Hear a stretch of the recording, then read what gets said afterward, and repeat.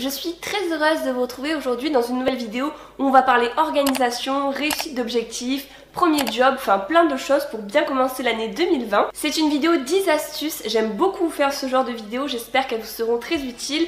Cette vidéo s'adresse, c'est vrai, plus particulièrement aux personnes qui cherchent leur premier job, mais également aux personnes qui ont déjà un travail, qui sont dans les études, ou tout simplement voilà, qui travaillent, donc moi je les applique par exemple aussi à moi-même. Je remercie tout particulièrement le Crédit Agricole qui sponsorise cette vidéo et qui accompagne les jeunes dans leurs projets avec la campagne Osez réaliser vos projets et le site Squad by Crédit Agricole, donc by CA, que je vous mets dans la description de la vidéo, n'hésitez pas à aller checker ça. Il y a des conseils pour réussir vos projets, des conseils d'entrepreneurs, des conseils pour vos voyages, étudier à l'étranger, vous loger, etc.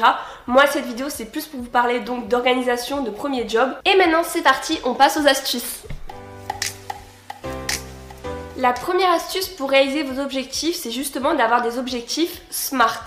Donc SMART ça veut dire S comme spécifique, ces objectifs ils doivent être clairs, précis, vous devez exactement savoir ce que c'est. M comme mesurable, donc par exemple si vous voulez contacter des entreprises ou postuler, vous devez vous fixer un objectif, par exemple aujourd'hui je contacte 5 entreprises, donc vraiment voilà mesurable mais également dans le temps, par exemple se dire je le fais aujourd'hui avant 20h, je contacte 5 entreprises, ça c'est un objectif mesurable. A comme ambitieux, l'objectif doit être atteignable mais aussi doit apporter du challenge qui soit pas trop facile pour vous motiver à essayer de le réaliser. R comme réaliste, donc justement il doit être réalisable, vous devez en gros vraiment avoir les moyens de le réaliser. Et T comme temporel, ce n'est pas un objectif qui peut être repoussé à une date indéterminée.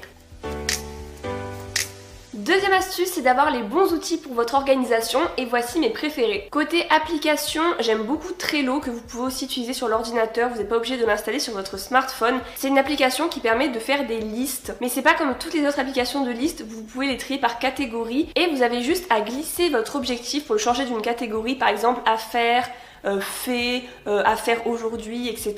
Moi je l'utilise depuis des années et je trouve que ça permet de voir vraiment très clair dans les choses qu'on a à faire. Et la deuxième application que je vous conseille, c'est l'application Evernote qui permet de prendre des notes du coup, mais qui est 100 fois plus pratique que l'application Notes de base du téléphone. Et bien sûr, mon outil préféré reste l'agenda, donc pour noter toutes les dates importantes, les rendez-vous, les choses à faire. Moi j'en ai un papier, bon vous n'êtes pas obligé mais c'est vrai que j'aime bien. Troisième astuce, c'est de mettre à jour votre profil LinkedIn, c'est vraiment super important. Les réseaux sociaux, ça a quand même pris une place énorme dans notre société et pour trouver du travail aussi, je trouve que c'est super important d'être sur LinkedIn, bon, surtout dans certains métiers, moi comme la communication, etc. Puisque c'est sur LinkedIn qu'on peut vraiment se faire son réseau, donc si vous cherchez un travail, un premier job, n'hésitez pas à démarcher sur LinkedIn de la bonne façon évidemment, parce qu'il ne faut pas sous-estimer la puissance de ce réseau.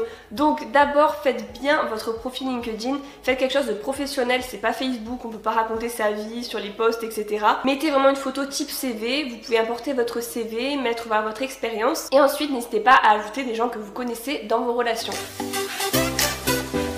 Quatrième astuce déjà, c'est de mettre à jour votre CV évidemment. Je sais pas pourquoi, moi j'ai toujours aimé refaire mon CV très régulièrement, j'aime trop faire ça. Je vais être un petit peu bizarre. Mon site préféré pour faire mon CV c'est Canva. Il y a plein de templates, vous pouvez modifier donc tout ce que vous voulez après sur le template, les couleurs, la disposition. Mais il y a vraiment des bases très jolies, pas trop originales quand même, il faut selon votre secteur, mais il y a quand même des choses assez simples, mais qui permettent quand même un peu de se différencier parmi toutes les candidatures.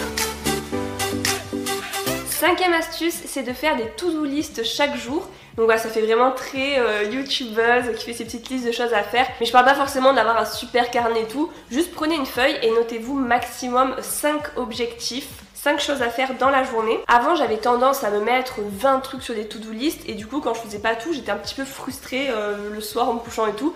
Donc l'astuce c'est de noter que 5 choses, comme ça vous avez quand même l'impression de progresser, vous vous motivez, ça vous aidera vraiment à réaliser vos objectifs et vous serez quand même plus satisfait je pense le soir. Et n'oubliez pas que chaque objectif sur la liste doit être SMART, donc des choses mesurables, par exemple aujourd'hui ajouter 10 contacts sur LinkedIn, postuler à 5 offres d'emploi, refaire mon CV, ça c'est le genre d'objectif qu'on peut se fixer sur une journée.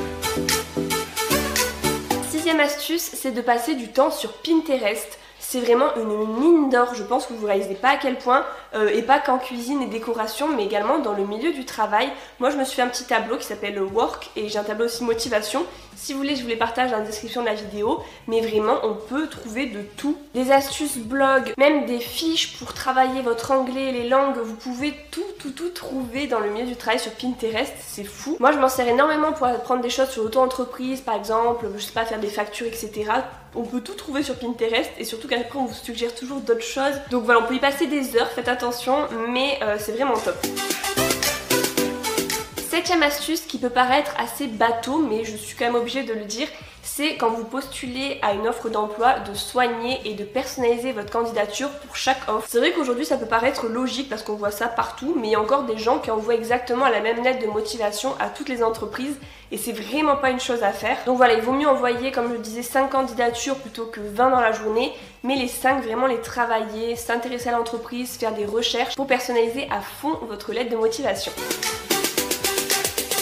Huitième astuce, c'est quelque chose que j'ai découvert il n'y a pas très longtemps dans le livre du Miracle Morning, que je vous conseille d'ailleurs, c'est la visualisation. Donc qu'est-ce que c'est? C'est de s'imaginer réaliser une tâche et de la réussir. Je trouve que ça peut vraiment aider à ne pas stresser par exemple pour un entretien d'embauche. Donc le matin, voilà, avant d'y aller, vous pouvez vous imaginer aller à l'entretien, imaginer toutes les questions qu'il pourrait y avoir, par exemple pièges, vous imaginez y répondre, ce que vous pourriez dire, voilà, s'imaginer toutes les étapes, vos réponses, tout anticiper et vous imaginez que l'entretien se passe bien. C'est vrai qu'il y a beaucoup de personnes qui font ça même dans d'autres domaines. Ça c'est quelque chose qu'on apprend beaucoup par exemple dans le milieu du sport. Moi je sais quand je faisais du saut en hauteur, avant de faire mon saut, j'imaginais exactement la courbe que j'allais prendre, je m'imaginais réussir et c'est vrai que ça peut pas mal aider. Donc voilà, allez voir un peu les questions qui peuvent tomber en entretien d'embauche pour vous détendre, pour vous rassurer et imaginez-vous réussir ces entretiens et je peux vous assurer que ça va vous aider. Moi qui suis une immense stressée, j'avoue que j'ai pris sur moi de ce côté-là.